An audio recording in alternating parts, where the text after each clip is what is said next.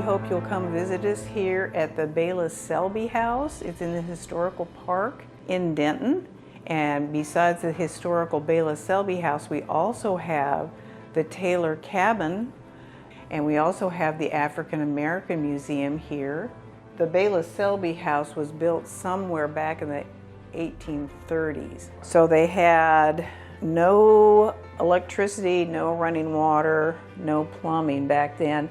Heat and cooking was via the old wood-burning stove. In North Texas, they burned coal. 1898, Mr. Bayless was pretty prosperous, so he decided he needed a bigger house. He built the two-story Victorian house with a wraparound part for $2,000.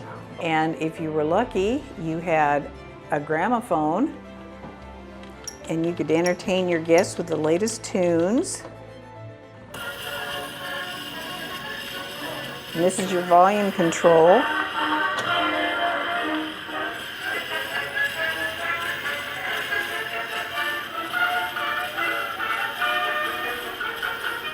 It's a piece of Denton history, so you know who moved here to Denton, how they lived their lives in early Denton.